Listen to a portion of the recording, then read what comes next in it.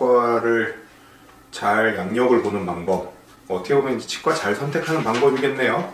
학교, 전문의 여부, 졸업 연차, 전문의 여부는 전문의는 좋죠. 공부를 많이 한 분이니까 좋은데, 어떤 분들은 그래요. 치과에서도 무슨 전문의가 있냐, 치과가 다 하는 거 아니냐라고 생각하는데, 이 진료가 예전보다 좀 많이 복잡해졌어요.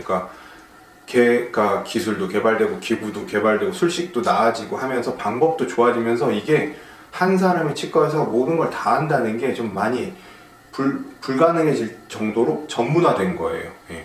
그래서 이제 전문의 제도가 시행이 됐고요. 그래서 전문의 선생님께 진료 받는 건 좋아요. 근데 그러면 각 전문의가 이제 치과 치료를 한 번 할 때 모든 그 치료를 각 전문의한테 다 찾아다닐 수는 없잖아요. 그죠? 그러려면 어쩔 수 없이 대학병원을 가야 돼요.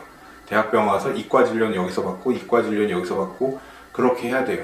그러려면 시간과 노력이 굉장히 많이 필요하겠죠.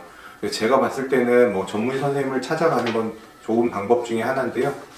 모든 진료를 다 모두 전문의에게 봐야 된다, 이건 아닌 것 같아요. 네. 우리 감기 걸렸을 때 무조건 다 전문의 선생님한테 감기약 처방받으러 가는 건 아니잖아요. 그죠? 감기 치료라는 건 의사라면 기본적으로 다 처방을 할 수 있고 증상을 진단할 수 있어요. 근데 감기 치료를 일주일 이상 했는데 뭔가 이상하게 안 나아, 폐렴을 의심해 봐야 되나, 기타적인 검사를 했는데 폐렴이나 다른 질환이 의심이 돼. 그러면 그때 전문의 선생님께 의뢰를 드리는 거예요. 네. 아무리 전문의 선생님이라도 처음 가자마자 하루 이틀 된 거 감기랑 폐렴이랑 구분 못 해요. 그건 어차피 시간이 필요한 거거든요.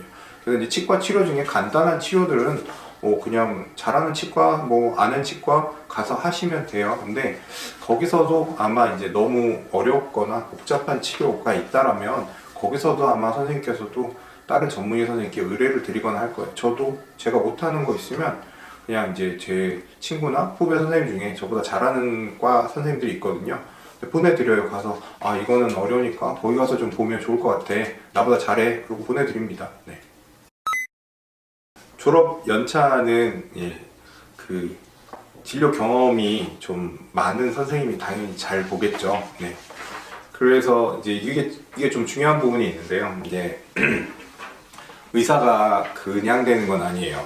학생 선생님이 있습니다. 저희는 이제 원내생이라고 부르는 제도인데요.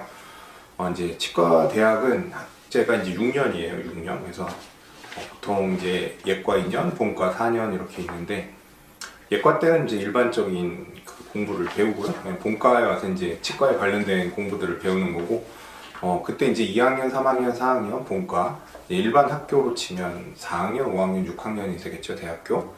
초등학생 같네. 4학년, 5학년, 6학년 되면 좀 이제 심화 학습을 하느라고 실제 병원, 대학병원에 가서 이제 환자분을 진료하는 교수님 아니면 레지던트 선생님들, 수련회 선생님들 옆에 가서 진료를 이제 도와주고, 어시스트라고 하죠. 도와주는 거. 네. 그렇게 하는 과정에서 나중에 본과 3학년, 4학년 선생님이 되면 실제 이제 자신의 첫 환자를 진료를 해요. 네. 대부분 첫 환자는 자기 가족입니다. 네. 네. 아무도 그 학생 선생님께 처음부터 본인의 그 치아나 소중한 보험을 맡기지 않아요. 그죠? 자기 가족을 이제 처음 보죠. 다들 엄마, 아버지, 혹은 이제 밥 사준다고 끌려온 친구들, 이제 이렇게 해서 진료를 시작을 합니다. 그렇게 하다가 그런 시간이 1년 반, 지금은 좀 늘어서 아마 2년이 됐을 수도 있어요. 그런 시간을 거치고 나서 그 다음에 국가고시를 보고 나면 이제 의사가 돼요. 근데 이제 이런 학생 진료 시스템이 대학들마다 좀의 차이는 있습니다. 그래서 좀 그런 실습을 많이 하는 대학도 있고요. 그런 실습 시설이 좀 부족한 대학도 있기는 해요. 네. 그런데 이제 이런 부분들이, 그래서 처음에는 그런 실습이 많은 학교를 나오는 선생님들이 나는 환자 많이 보고 나왔어, 그래서 되게 좀 잘난 척을 하거든요. 네. 근데 이게 이제 좀 웃긴 게, 그렇게 보는 환자가 많아봐야 아주 많지 않아요. 학생 때 보는 환자가. 네. 물론 이제 자기는 열심히 이제 리포트도 쓰고 케이스 발표도 하고 열심히 진료를 하는 경험이긴 한데, 또 사회에 나와서 보면 아마 한 달에 볼 환자가 안 될 수도 있을 것 같아요, 제 생각에는. 그래서 진짜 그런 경험을 거치고 나온 선생님들이 처음에는 조금 더 잘할 수도 있고요. 근데 그 이후에는 결국에는 이제 실제 환자를 보면서 선생님들이 얼마나 열심히 좀 공부를 하면서 보느냐가 중요한 것 같아요.